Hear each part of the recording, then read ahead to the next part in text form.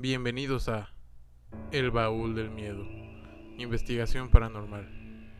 Me presento con ustedes, soy su conductor Roberto y antes que nada les voy a explicar de una manera muy breve cuál será el contenido que estaremos manejando en este canal.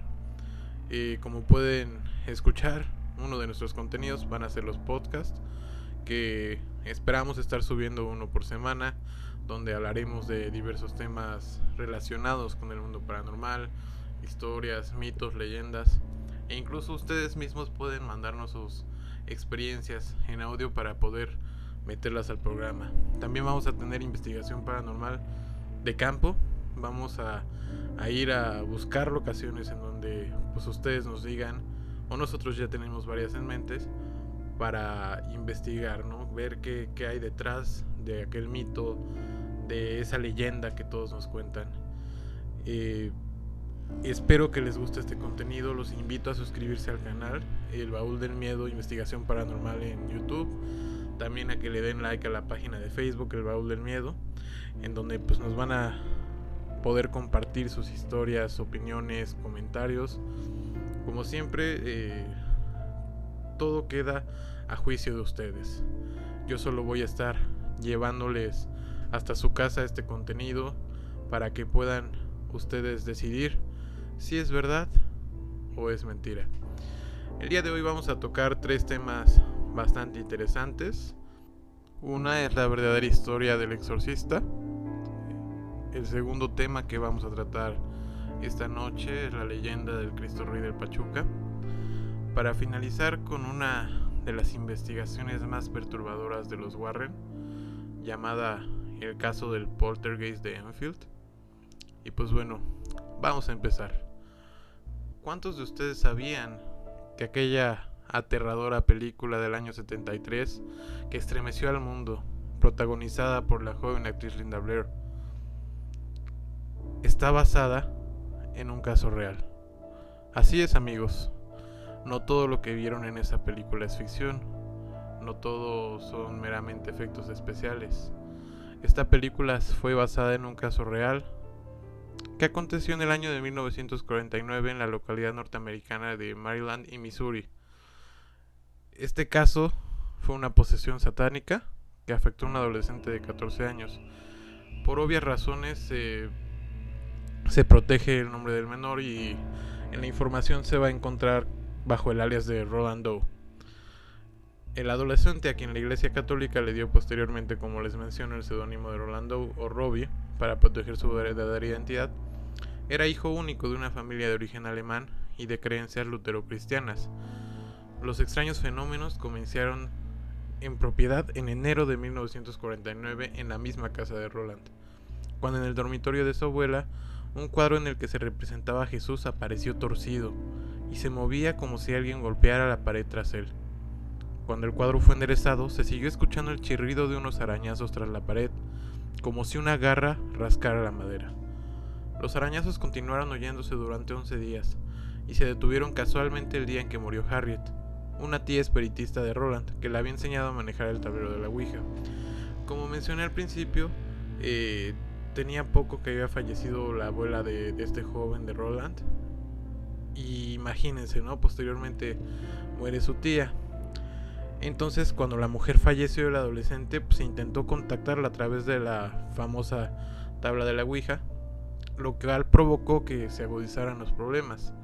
En la casa de Roland, quien había comenzado a volverse hosco y reservado, incluso durante las noches llegaba a tener pesadillas en las que parecía que hablaba con alguien.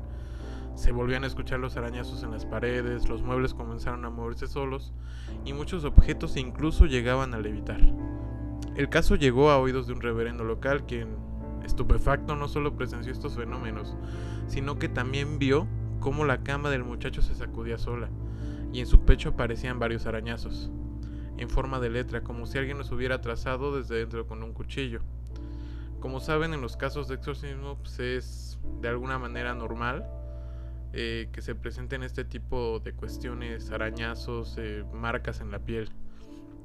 Por lo tanto, el religioso, sospechando que un poder maligno había invadido el cuerpo de Roland, se puso en contacto con un especialista, el sacerdote católico Albert Hughes, quien lo primero que hizo fue visitar al chico. por si no lo sabían, para poder llegar a decretar que realmente un caso se trata de una posesión realmente, pues primero se necesitan hacer diversos estudios, ¿no? Se tiene que descartar pues cualquier enfermedad que esté relacionada con toda esta parte psiquiátrica, ¿no? Y posterior a eso, también se tiene que pedir un permiso bastante especial dentro de la religión para que se pueda llevar a cabo un exorcismo. Por lo tanto, el sacerdote que les platiqué, Albert Hughes, lo primero que hizo fue visitar al chico. Llevaba consigo una botella de agua bendita y unos cirios para iluminar la habitación. Pero a poco de entrar, la botella con agua bendita explotó y las velas, al ser prendidas, lanzaron grandes llamaradas. Cuando se acercó a Roland, que se encontraba acostado y como en estado de trance, este le habló con una voz irreconocible y cavernosa que dijo en latín: «Oh, sacerdote de Cristo, sabes que soy un demonio, ¿por qué me molestas?». Hughes de inmediato hizo dos cosas. Pidió autorización al arzobispado de Washington para practicar un exorcismo e internó a Roland en una custodiada pieza del Georgetown Hospital, una institución dirigida por jesuitas y atendida por monjas. Roland fue atado con correas a una cama y permaneció tumbado con los ojos cerrados, aparentemente tranquilo. Pero al entrar Hughes en la habitación, vestido con un birrete negro, una estola púrpura al cuello y con un aspersor de agua bendita en una de sus manos, Roland despertó violentamente y con la misma voz tétrica de antes le ordenó quitarse la cruz que llevaba oculta. Asimismo, habría comenzado a proferir juramentos en lengua semítica y aramea, mientras en su pecho comenzaban a aparecer nuevamente arañazos en forma de palabras. El padre Hughes se arrodilló junto a la cama de Roland y comenzó a recitar las oraciones previas para preparar el exorcismo. Pero después de que dijera la frase «líbranos del mal», Roland logró desasir una de sus manos y arrancó una pieza metálica de la cama. Con esta misma pieza, Roland hizo una gran rajadura en el brazo izquierdo del sacerdote, desde el hombro hasta la muñeca, herida que debió ser curada posteriormente. El exorcismo fue suspendido de inmediato por obvias razones. Este caso se empezaba a tornar bastante violento y tenso para la familia incluso. Por lo tanto, decidieron trasladarlo a casa de unos parientes ubicada en St. Louis, Missouri. Allí fue visitado por dos personas, el sacerdote y profesor de teología Raymond Bishop y el sacerdote William S. Bowdern, un hombre catalogado incluso de santo por las personas que lo conocían. Según las instrucciones del arzobispado de Washington, sería el padre Bowdern el encargado de hacer el exorcismo, el que debería ser realizado en secreto, aunque anotando en un diario todos los detalles. El 10 de marzo de 1949, Bishop y Bowdern hablaron con Roland y rezaron el rosario con él. El adolescente parecía estar más tranquilo, pero en cuanto le dejaron solo en su habitación volvió a gritar pidiendo ayuda. Tenía dos arañazos en forma de cruz en sus antebrazos. Un gran librero de 25 kilos se había movido solo, colocándose ante la puerta de su dormitorio, y su cama comenzó a sacudirse frenéticamente. La noche del 16 de marzo del año en curso, el padre Bowdern comenzó el exorcismo. Tras rociar con agua bendita la cama que no dejaba de moverse, comenzó a leer las oraciones del ritual.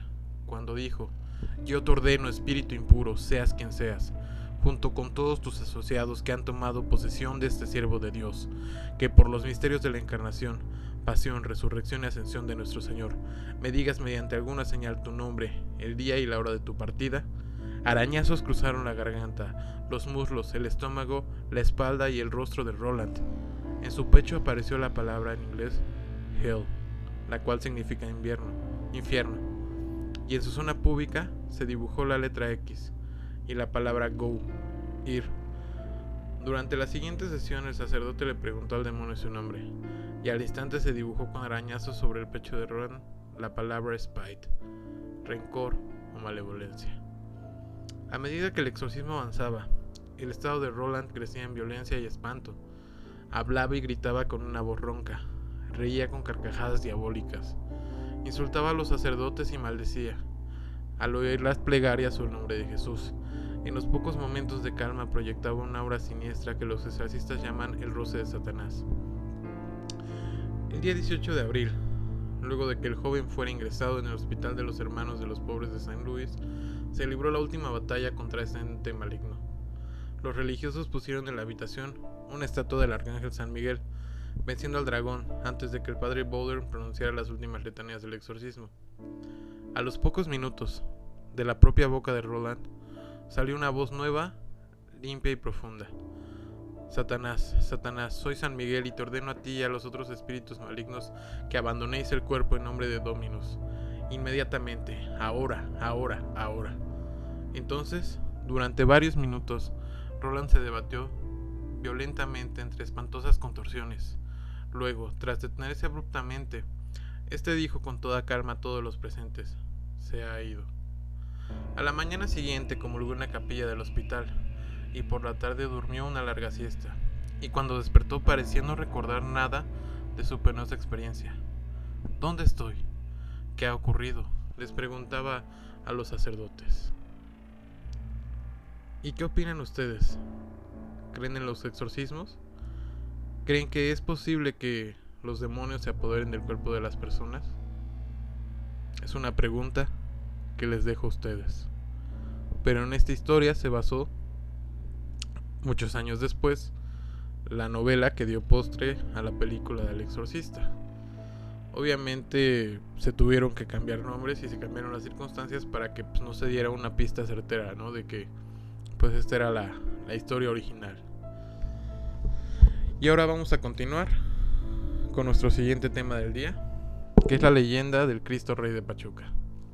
Dentro de la ciudad de Pachuca de Soto, en el estado de Hidalgo, existe una leyenda que hace alusión a un monumento de Cristo Rey. Monumento que sabemos cuenta con 33 metros de alto, medida que precisamente hace alusión a la muerte de Jesús, ya que recordemos, él murió a los 33 años. La leyenda dice que en el año de 1980, 15 mineros retirados solicitaron su ayuda al sacerdote Alfonso Romero Ruiz, el cual se encontraba en la parroquia de San Francisco, para que les ayudara a cumplir una promesa que habían hecho hace más de 40 años. Ellos le dijeron que en la década de los 40 trabajaban en la mina del Paricutín, de la Compañía Real del Monte. Uno de esos días, tras concluir una larga jornada de trabajo bajo tierra, subieron al Malacate para volver a la superficie, pero la máquina falló en el intento. Atorados en el túnel, entre el suelo cavernoso de la mina y el exterior, con el miedo de poder caer más de 300 metros, en un momento de desesperación pidieron ayuda a Cristo. Cristo Rey, si nos salvas te haremos un monumento. Después de un buen tiempo, los ingenieros pudieron ayudarlos y los hombres fueron salvados. Posterior a esto, los hombres hicieron de todo para cumplir su promesa. Lamentablemente, la falta de recursos no les permitía cumplir con su cometido, pero un miedo los seguía carcomiendo: el morir antes de construir el monumento, por lo que habían contactado al sacerdote como su último recurso. El sacerdote, después de escuchar la historia, decidió hacer todo lo que estuviera en su poder para ayudarlos a cumplir su promesa. Y la solución llegó pronto, con Luis Manuel Willers, quien era el director de la minera, el cual decidió ayudarlos y encargó el proyecto a un ingeniero y un arquitecto. Después de un arduo trabajo de investigación, se decidió que el cerro elegido sería el de Santa Apolonia para su construcción. En el año de 1982, un 6 de septiembre, se decidió organizar una procesión para llevar la gigante cruz de madera del templo hacia el cerro. 2 meses más tarde comenzó la construcción del monumento con la ayuda de todos. Hablamos de parroquianos, ciudadanos, políticos y programas sociales, quienes estuvieron donando todo tipo de cosas necesarias como agua y cemento e incluso mano de obra. Esta escultura de Cristo con los brazos abiertos se inauguró el 17 de abril de 1996, un domingo de resurrección. La gente cuenta que existen 2 versiones del porqué de la posición de sus brazos. Algunos dicen que es solamente un gesto de acogimiento, pero otros comentan que es para que los vientos de la ciudad de Pachuca no lo dañen. ¿Y ustedes, amigos, cuál de las 2 versiones creen que es la verdadera? Finalmente vamos a tratar uno de los casos más importantes de los expedientes Warren, que es el poltergeist de Enfield. Como sabemos, en estos últimos tiempos, gracias a varias películas como Annabelle entre otras, se han hecho muy famosos, ¿no?, estos casos de los Warren, que eran una pareja de demonólogos, cuyos nombres eran Ed y Lorraine Warren, convertidos pues casi en héroes en la pantalla, ¿no? Pero ¿ustedes sabían que estos casos son reales? El día de hoy les voy a contar el caso del poltergeist de Enfield. Esto ocurrió en el año de 1977 en una casa de Brimstone, Londres. Peggy Hudson denunció que sus hijos habían visto muebles moverse y juguetes lanzarse solos como proyectiles. El caso tomó relevancia y se volvió demasiado inquietante cuando uno de los policías aseguraba que había visto una silla moverse sola, aunque no pudieron asegurar que no fuera desplazada mediante algún artilugio desde otra habitación. Con el tiempo la cosa se fue complicando para la familia, y en las manifestaciones empezaron a aparecer voces demoníacas que atormentaban a las niñas, que además empezaban a levitar extrañamente en su habitación. La cosa incluso llegó a los medios y la prensa de Reino Unido en esos tiempos. Se le dio una cobertura inusual para este tipo de eventos. Mientras tanto, los Warren pasaron por allí para tomarse la foto y dar una opinión de expertos en el tema. Pero ellos no fueron quienes llevaron la voz cantante del caso, para sorpresa de todos. El periodista Joey Leon Playfair, quien junto a un equipo de investigación estuvo presente en muchos de aquellos sucesos, incluso llegando a afirmar que en una ocasión una pieza de Lego se levantó y golpeó al fotógrafo. Posteriormente, Melvin Harris tomaría numerosas fotografías con la cámara en modo automático en las que se veía a las niñas supuestamente levitando. El caso no duró un par de semanas, sino que se alargó durante un periodo de 2 años, en los que la psicóloga Anita Gregory también hizo sus pesquisas e investigaciones paralelas. Janet, la hermana, empezó a cursar episodios de posesiones en los que hablaba con otra voz. Se puede comprobar incluso en audios documentados reales, que posteriormente subiremos a la página de Facebook para que puedan escuchar, y en las que se aseguraba que era un tal Bill Wilkins, que había muerto en el sofá del salón de la casa de una hemorragia cerebral mucho tiempo atrás, la persona que se estaba apareciendo. Incluso llegó a estar internada durante más de un mes para que se le realizaran varios estudios. Finalmente la psicóloga consiguió tomar fotos de Janet doblando cucharas y lanzando objetos a propósito, y confesó más tarde que algunos de los sucesos fueron provocados por ella y su hermana mayor para dar miedo a sus hermanos pequeños. Finalmente, el 90% de los sucesos paranormales se replicaron por métodos científicos y el resto mediante teorías psicológicas sobre histeria colectiva, ya que los familiares sí estaban convencidos de la posesión de Janet. Incluso el periodista y el fotógrafo aún creen que fue real. ¿Y tú? ¿Qué crees? ¿Crees que haya sido real?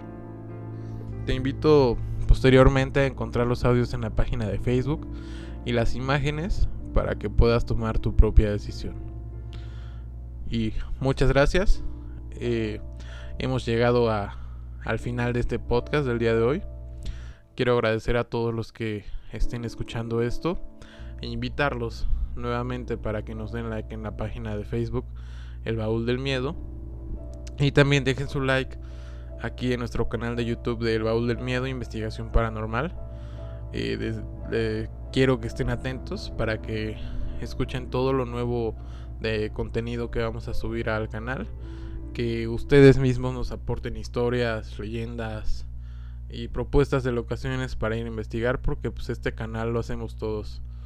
Les deseo que tengan una excelente noche.